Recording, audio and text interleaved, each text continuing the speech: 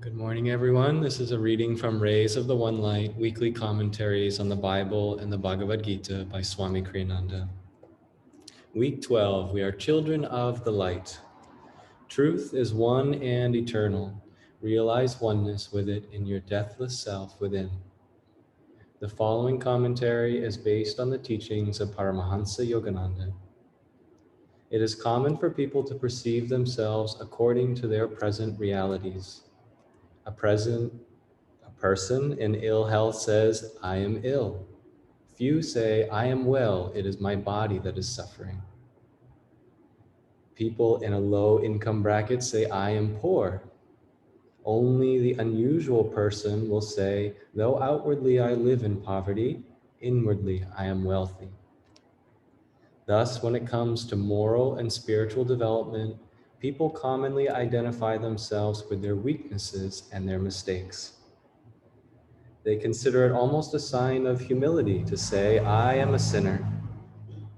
Though in effect, what this means is that they identify themselves with their sinfulness, not with the soul's power to transcend all limitations in God. The great masters, including Jesus Christ, have always emphasized the divine potential of mankind. To encourage us, they address us as children of light, not darkness. The Bible in the Gospel of St. John, chapter 3, makes the point that our true home is not the mud of this earth, but the light of heaven. No man hath ascended up to heaven, it tells us, but him that came down from heaven. This passage continues, even so the Son of Man who is in heaven, emphasizing that Jesus, though he lived on earth, is perceived by the eye of wisdom as conscious, even in human form, of his true reality in heavenly spheres. The way to know God is to live in godly consciousness and not to bewail our imperfection and our distance from God. Jesus said, "Blessed are the pure in heart, for they shall see God." And the Bhagavad Gita states, "Seekers of union with the Lord find him dwelling in their own hearts. But those who, lacking in wisdom, seek him with impure motives cannot perceive him, however much they struggle to do so."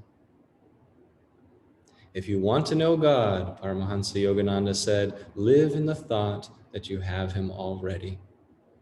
Thus, through Holy Scripture, God has spoken to mankind. Om, Om, Om.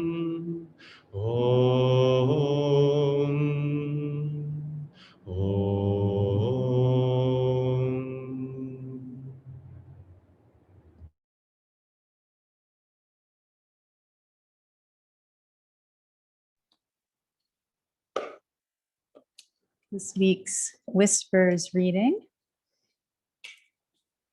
Whispers from Eternity, Master's beautiful book of poem and prayer demands. Number 145, help me to win the battle of life. O King of Kings, train thou in me the camp of discipline, the noble qualities of calmness and self-control.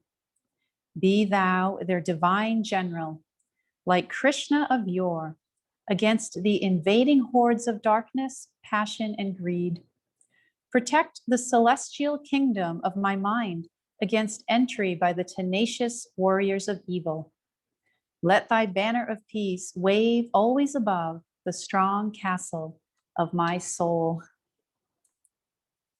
So happy spring. Yesterday was the first day of spring, and we have a lovely crowd in the church. It feels like we have a crowd today. We have about 7 live people here. And I just was telling Kelly this morning that 1 year ago, this weekend was our first Sunday service on Zoom.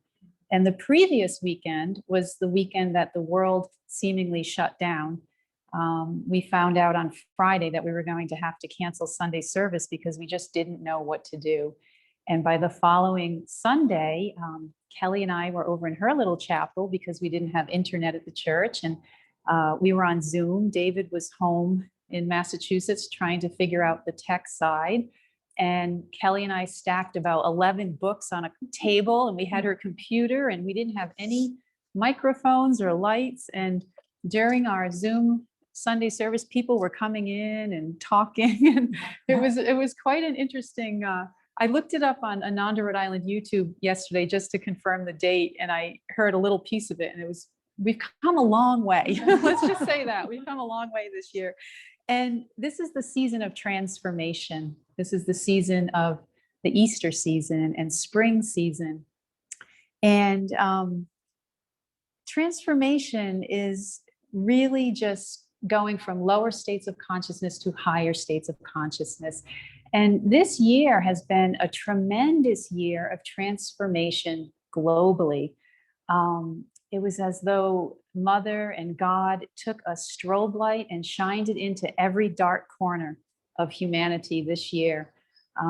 We've had, enlightenment of, social justice and equity and political issues, and really understanding that there's a lot of hatred in the world and a lot of conflict, and really making all of us as humans, humanity, take a look at all of the injustice in the world this year. It's been really incredible. And then on a personal level, we've all had the opportunity to really go deeply within ourselves and shine that light on our own lives, and to have a more contemplative life, and to go deeper into our practices. And many people really awoke spiritually this year for the first time. More and more people are really coming to God because of what happened during this pandemic.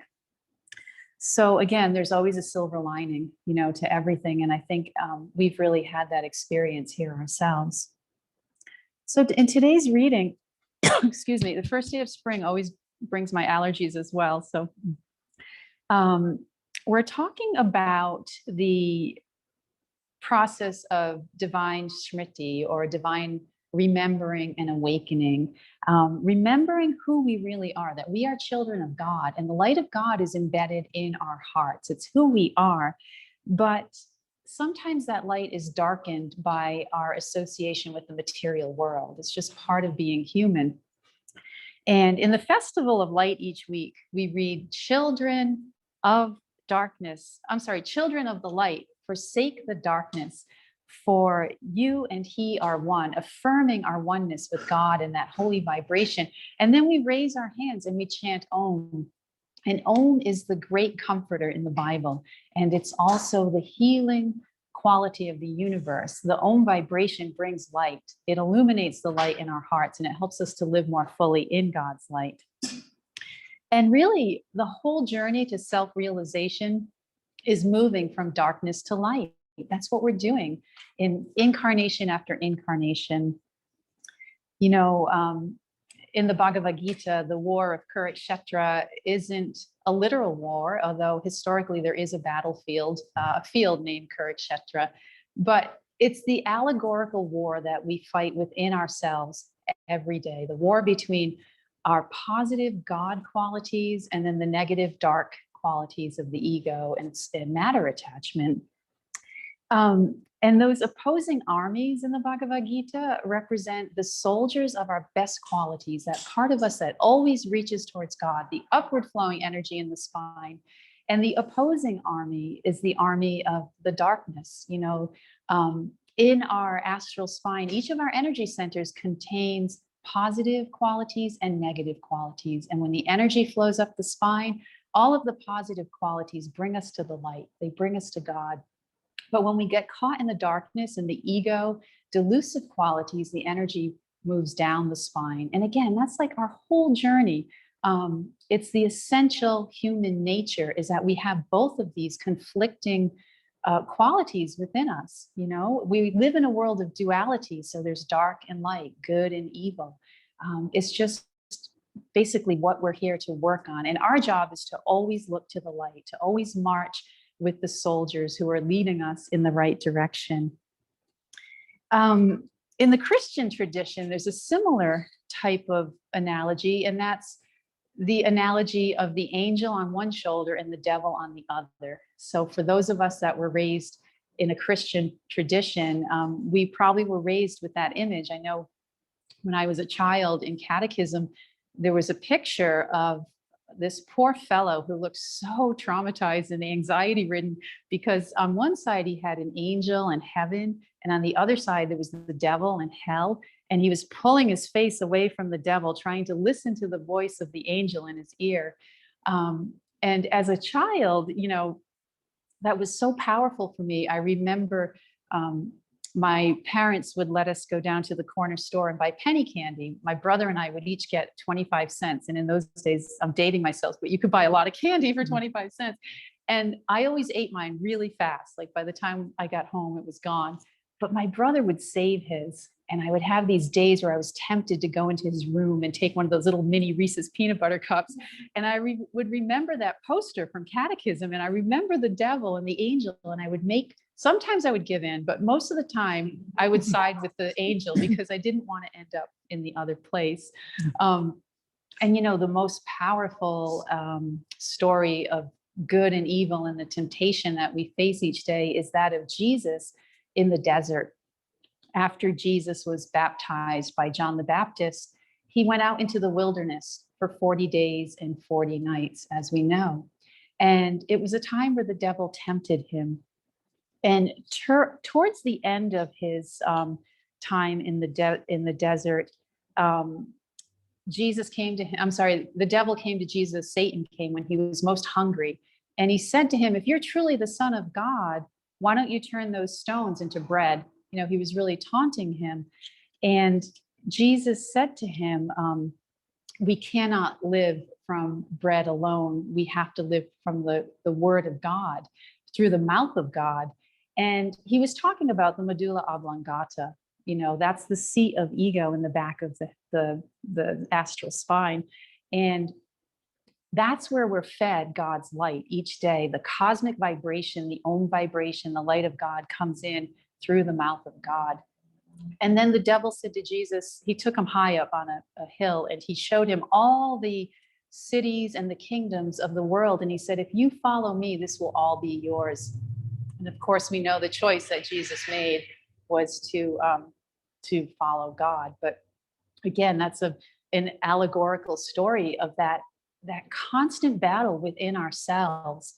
We're constantly having to make a decision each day, whether we're going to give in to the darkness or we're going to live in the light. There's another wonderful, I'm sorry, I'm having an allergy throat. There's another wonderful story that comes from the Cherokee Nation about light and darkness. And the story is about a grandfather who's teaching his grandson about the nature of reality. And he says to his little grandson, there's a great war waging within myself. It's the war between two wolves. One of the wolves is a good wolf, and that wolf is the wolf of love and peace, kindness, joy, service to others. And there's also an evil wolf inside of me, and that's the wolf of fear and jealousy and prejudice and ego, self-pride. And the little boy, and the grandfather says to the little boy, he says that fight between the two wolves is in everyone. It's in every person, and it's in you as well. And the little boy asked his grandfather, who will win? And the grandfather says, whichever wolf you'll feed. So again, we have that choice every day of whether we're going to march with the soldiers that are leading us towards God, or we're going to listen to the angel on our shoulder instead of the devil, or we're going to feed the wolf of goodness and kindness versus the evil wolf that we fight with inside. So we all know what it feels like to have a clear conscience, don't we? We all know that feeling that we're living in harmony with God, and that the heart is peaceful and calm, and the mind is peaceful and calm. And when we're in that place, there's a feeling of well-being and contentment, equanimity, and feelings of peace that basically permeate our being. But when we're in the opposite state, when we basically feed the evil wolf or we listen to the devil and we make a bad choice, we know what that feels like inside of our souls. We feel agitated. We can feel self-loathing. We can become angry and jealous. We can take it out on other people. Sometimes it's hard to be in our own skin, literally, when we make the wrong choice. And there's nothing really wrong with that. I want to say that because Master teaches us that we have free choice. The part that's most important is that we don't identify with our wrong choices. That's the most important part, really, of this message, is that we want to make sure that when we do fail, because we do, that we just pick ourselves up, we offer it to God, and we try harder the next time. That's the whole journey here of self-realization. And, when we do make the wrong choice, we're basically burying God's light. We're obscuring God's light with the mud of delusion. But we also know that the lotus blooms from the mud, because that's the nature of duality. We really have to have both.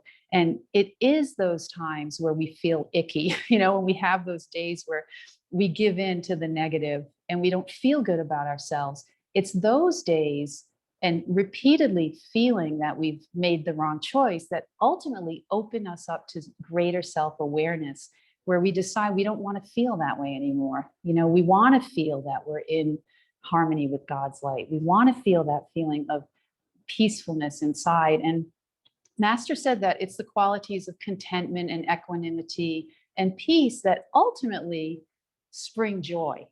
So we have to start out with those other basic qualities of just feeling a sense of, again, well-being and contentment. And then from there, joy springs. So the self-awareness is a daily process. It's a daily process of just, as we become more and more aware, and as we go towards the light in every choice that we make, we start to illuminate the reality that God is within us already. And I'm sorry, I'm just having a moment here. Yes. So basically, when we make the choice to always go with the light to God, then that self-awareness ignites in us the desire to go even deeper into God. And we can make those choices every day. We can make the right choice. And it's a daily process. We all know that every day we have moments where we can choose the highest path. We can choose kindness, we can choose love, we can choose forgiveness, or we can kind of wallow in that self-pity and that downward cycle that leads us away from God. And again, like the more self-aware we become, then the more likely we are to make the right choice, to march with the right soldiers. There's a really beautiful story about a novice monk he's part of a group of other young monks. And every day they're sent from the monastery down this long hill to the river to pick up water for the day. And each of the monks has a yoke, and on the yoke there's 2 clay pots. And at one point, this one particular young monk noticed that his pot had a crack in it.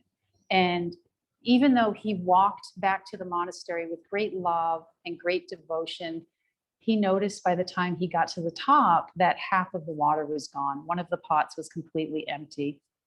And after some weeks of this, the abbot noticed one day that this monk had a very sad, disposition. And he asked him what was wrong. And he explained to him that, he was losing the water, that he felt that he hadn't done his duty to the rest of his brothers. And the abbot said, "Come with me." And he brought him down the hill, and he showed him that on the side of the hill, all the way down from the monastery to the river where the pot had leaked water, there was verdant grass and beautiful wildflowers that had grown in the spot where the water had fallen. So it's such a beautiful reminder that our failures in life are opportunities for further spiritual growth. And sometimes it's the parts of us that are most broken that often lead us to the most transformation. You know, those parts of us that are cracked, the parts of us that are weak, the parts of us that we sometimes give into and then feel bad about ourselves, those are the very things that ultimately help us to transform into God's light, into the most powerful way. So just remember that, you know, the most important thing is when we do fall, we stumble and fall, or if we, you know, feed the evil wolf, or we listen to the devil, or we join the army that's walking in the wrong direction, that we just have to allow that process to unfold, knowing that it is an opportunity for spiritual growth. And when we do fail, you know, we offer it to God. You know, we give it to God, we give it to Guru, we ask for purification, and we ask for the strength and the courage to make the right choice the next time. And that's what we do, one step at a time. We just keep walking home. You know, sometimes it feels like 2 steps forward and 1 step back. And that's just the nature of reality. It's the nature of being a human being in this world. So just remember that the most important thing we can do is affirm our light, affirm that we are children of God. Don't identify with the mistakes or with the failures, but just keep your awareness always on God. Keep your heart on God. The light of God is embedded in our hearts. So just remember that when you have those moments of weakness. Oh, peace. Amen.